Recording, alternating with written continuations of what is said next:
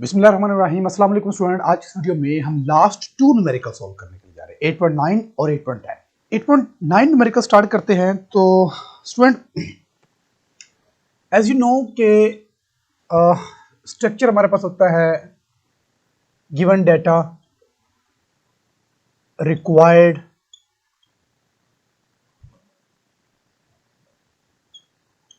Formula and solution.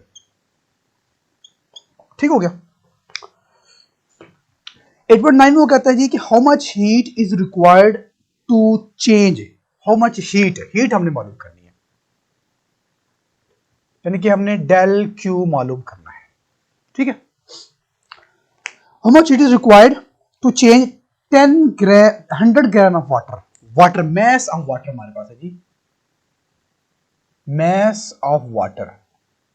तुम कहेंगे M, वो है जी 100 ग्राम, तो इसको हम किलोग्राम में कन्वर्ट करेंगे तो 100 divide by 1000 is equal to 0.1 kg। ठीक हो गया। फिर वो कहता है जी at 100 degree in to steam, और टेम्परेचर जो है, टेम्परेचर ऑफ स्टीम यानी कि T वो है जी 100 डिग्री, इसको केल्विन में कन्वर्ट करेंगे तो 100 plus 273 is equal to 373 Kelvin. ठीक हो गया।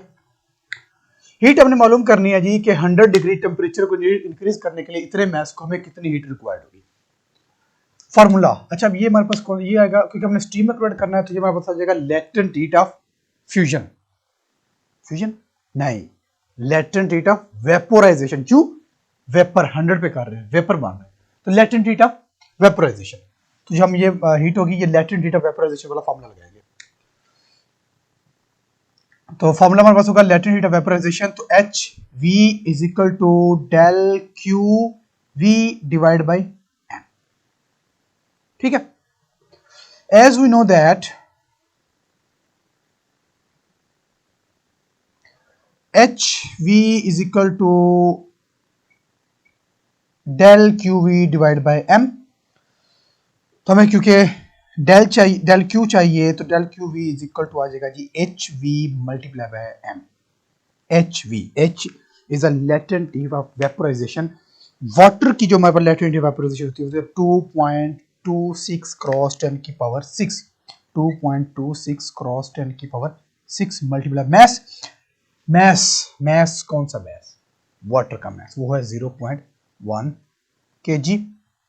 तो इसको ब्रैकेट में कर लें ताकि ये मिक्सअप ना हो जाए। जब इसको मल्टीप्लाई करेंगे, ब्रैकेट 2.26 क्रॉस 10 की पावर है जी 6, 10 की पावर है जी 6 मल्टीप्लाई 0.1, यार जी 226000 226,000 जाओ, तो इतनी हीट हमें रिक्वायर्ड होगी। ठीक हो गया, ये आंसर है। इसके बाद हमारे पास है जी 8.10, डायरेक्ट सॉल्व करने के लिए जा रहा हूं। 8.10, चलिए जी 8.10 में क्या है जी, find the temperature of the water after passing 5 gram of steam.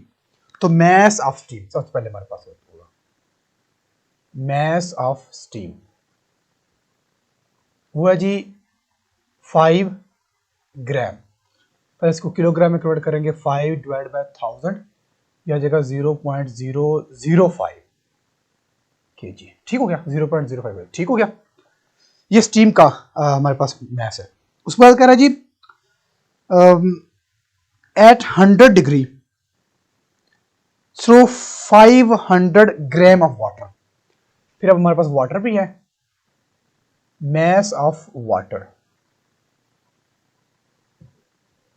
500 ग्राम, तो ये हमारे पास आएगा जी 500 divide by 1000 is equal to 0.5 kg। ठीक हो गया, 0.5 kg। उसके बाद जो टेम्परेचर है स्टीम के लिए वो 100 डिग्री है, तो हम कहते हैं जी टेम्परेचर ऑफ स्टीम, जो स्टीम के लिए टेम्परेचर है उसको हम कह देते हैं जी टी, इसको आप कह देते जी, चलो इसको हम टी, इसको बाद में नाम देते हैं। और ये हमारे पास है जी 100 डिग्री। फिर वो कहता है जी वाटर का टेम्परेचर जी 10 degree, temperature of water T, इसको T1 कहते हैं, स्टीम को T2 कहते हैं, वो है जी 10 डिग्री। इस तरह जो मैस है स्टीम का, इसको M2 कह दें, और जो वाटर का मैस उसको M1 कह दें। वाटर का मैस M1, वाटर का टेम्परेचर T1, स्टीम का मैस M2, स्टीम का टेम्परेचर T2। ठीक है। अगर हम इसको ना आप सेल्सियस में हम रहने देते हैं ताकि हमारा जो आंसर आएगा ना वो, इसके बाद हमने करना जी फाइनल टेम्परेचर मालूम। फाइनल टेम्परेचर से पहले हम एक और स्टेटमेंट लिख लेते हैं। वाटर की जो हीट ऑफ वेपोराइजेशन होती है वो कितनी होती है? वेपोराइजेशन, हीट ऑफ वेपोराइजेशन या latent heat of vaporization, latent heat of vaporisation HV 2.26 cross 10⁶। ये कंफर्म कर लें, यही होती है ना वाटर की लेटेंट हीट ऑफ वेपोराइजेशन? जी बिल्कुल ये होती है। और specific heat capacity of water वो भी लिख लेते हैं क्योंकि हमें काम आएगी। स्पेसिफिक हीट कैपेसिटी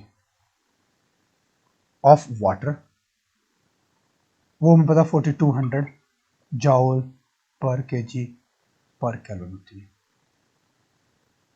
ऐसी है ना।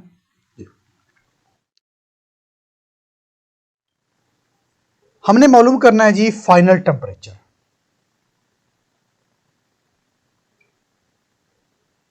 टी हमने मालूम करना है, T1 या T2 है, T3 कह लें, इसको T कह लें जस्ट।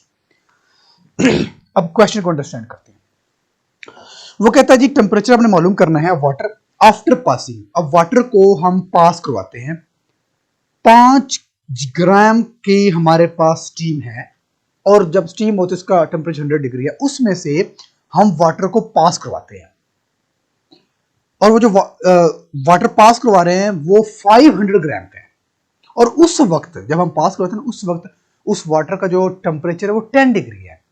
वो कह रहा है बताएं कि जो फाइनल टेम्परेचर हमारे पास आएगा जब हम पास करवा रहे हैं, जब हम वाटर को पास करवा रहे हैं स्टीम में से, तो डेफिनेटली स्टीम का टेम्परेचर तो कम हो जाएगा। अब वो कह रहे कितना कम होगा, फाइनल टेम्परेचर बताएं। इसके लिए हम टू द पॉइंट एक फॉर्मूला लगाते हैं। यहाँ पर स्पेस कम है, यहाँ पर रहते हैं क्योंकि ताकि हम सारे स्पेस को यूज कर सकें। हमारे पास होता है एक लॉ होता है, law of heat exchange. Heat exchange का फॉर्मूला होता है, और हमारे पास होता है heat lost by steam equal हमेशा होगा हीट गेन बाय वाटर। ठीक है, ये फॉर्मूला हमारे पास, ये फॉर्मूला अपने याद रखना। स्टीम में से हम वाटर को पास करवा रहे हैं, तो स्टीम अगर 100 डिग्री स्टीम होती है, 100 डिग्री पे है, स्टीम में से हम वाटर को पास करवा रहे हैं, तो क्या होगा? अभी भी स्टीम रहेगी। या इसको इजीली समझने का व्यू कह लें, आपके पास बीकर के अंदर वाटर है, उसमें स्टीम निकल रही है, उसमें आग जलाई है, स्टीम निकल रही है, उसके अंदर हम और पानी डाल देते हैं। अब बताएं, अब भी स्टीम निकलती रहेगी? नहीं, अब स्टीम निकलना बंद हो जाएगी। क्यों? अब पानी का टेम्परेचर भी कम हो जाएगा। क्यों? क्योंकि अब उसमें हम पानी और ऐड करें। सर्दियों में आप नहाने लगते हैं, पानी आपने गर्म किया अच्छा खासा, उसमें ठंडा पानी ज्यादा डाल देते हैं, अब क्या होगा? सारे का सारा पानी जो गर्म किया था सारा ठंडा हो जाएगा। ठीक है, ये बिल्कुल ऐसी एज इट इज इधर भी है। अब हीट लॉस्ट बाय स्टीम, इसमें दो चीजें आ जाती है, एक स्टीम और दूसरा जो वाटर हम ऐड करते हैं वो।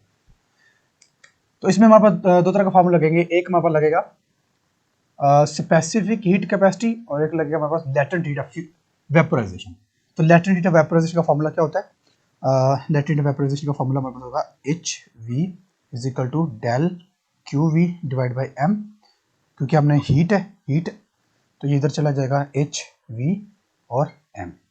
तो ये हमारे पास आ जाएगा जी लेटेंट, क्योंकि हीट लॉस्ट हो रही है, तो ये हीट का फॉर्मूला आ जाएगा is equal to del Q V, तो ये इसके इक्वल है। तो इसको हम कहेंगे H V multiply by M plus, फिर साथ में एक तो स्टीम है, फिर हमने पानी ऐड किया। पानी ऐड करने का मतलब है गर्म पानी के साथ में ठंडा पानी ऐड कर दिया, तो ठंडा पानी ऐड करने का मतलब है स्पेसिफिक हीट कैपेसिटी। तो स्पेसिफिक हीट कैपेसिटी का फॉर्मूला भी हम यहाँ पर लिख लेते हैं, वो हमारे पास होता है जी C is equal to del Q divide by M del T. तो ये सारे के सारे इधर आ जाएगा, C M del T is equal to Q V del Q.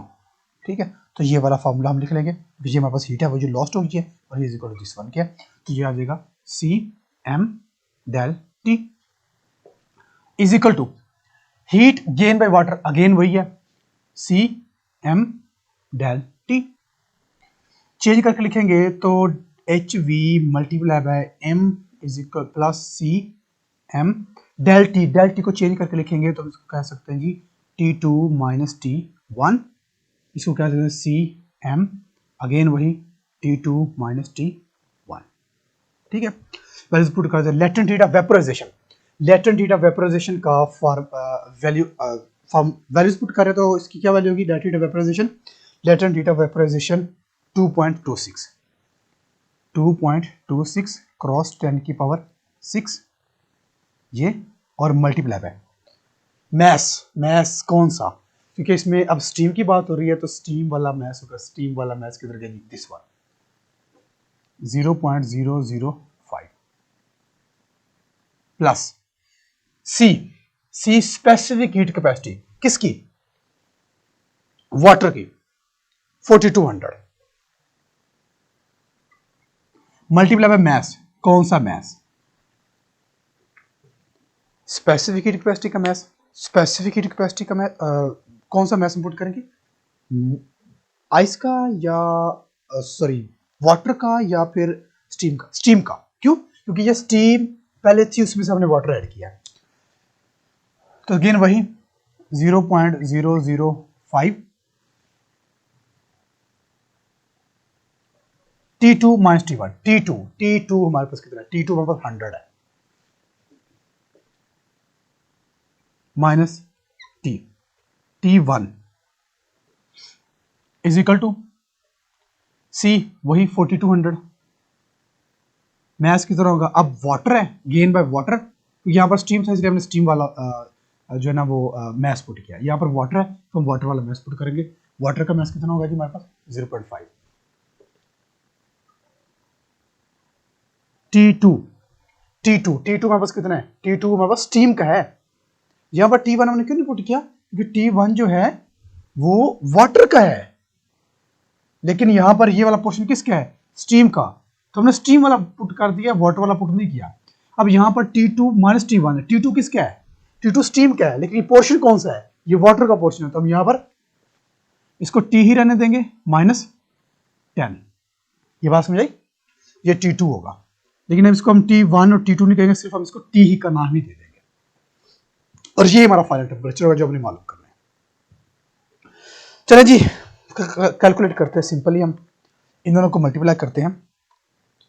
2.26 cross 10 की पावर 6 मल्टीप्लाई 0.005, तो ये हमारे पास आ रहा है जी 11300 प्लस इन दोनों को मल्टीप्लाई करते हैं 4200 मल्टीप्लाई 0.005, ये आ गया जी 21 into 100 minus T is equal to, इन दोनों को मल्टीप्लाई करते हैं जी 4200 मल्टीप्लाई 0.5, तो ये आ जाएगा जनाब 2100 इंटू टी माइनस 10। ठीक हो गया, तो ये 11300 ऐसे रहेगा, इसको अंदर मल्टीप्लाई करेंगे तो बन जाएगा 2100 माइनस 21 टी, इससे मल्टीप्लाई होगा फिर इससे मल्टीप्लाई इज इक्वल टू, ये इससे मल्टीप्लाई होगा तो 2100 टी, इससे जब मल्टीप्लाई होगा तो माइनस 2100 और साथ में एक और 0। ठीक हो गया, चले ऐड कर देते हैं जी। हम ऐसा करते हैं कि टी वाले अलग कर देते हैं, बिना टी के अलग कर लेते हैं। ये बिना टी के है, ये बिना टी के है, ये बिना टी के है, फिर ये एक टी वाला है, ये एक टी वाला है। हम करते हैं इस वाले पोर्शन को उठाकर इधर ले आते हैं 11300 प्लस 2100 प्लस 21000, ये इधर आकर प्लस हो जाएगा, ये वाला इधर रहेगा और ये वाला पोर्शन हो जाएगा, ये माइनस का उधर जाकर प्लस का हो जाएगा 21t। इन सब को ऐड करते हैं 11300 प्लस 2100 प्लस 21000, ये हो जाएगा जी 34400 इज इक्वल टू ये हो जाएगा 21t। हमें यहां से t चाहिए, इस सारे को इधर ले आओ 34400 divide by 21 is equal to t, divide कर देते हैं डिवाइड बाय 21, ये हमारे पास आ जी 16.21 इज इक्वल टू t। तो ये हमारे पास आ जाएगा जी फाइनल टेम्परेचर, और ये फाइनल टेम्परेचर होगा जी सेल्सियस में। ठीक है स्टूडेंट, तो ये थे स्टूडेंट आज के हमारे न्यूमेरिकल जिसको हमने कंप्लीट किया। आई होप कि आपको तमाम की अंडरस्टैंडिंग हुई होगी। फिर भी अगर आपको कोई क्वेश्चन हो, कोई क्वेरी हो तो पूछ सकते हैं।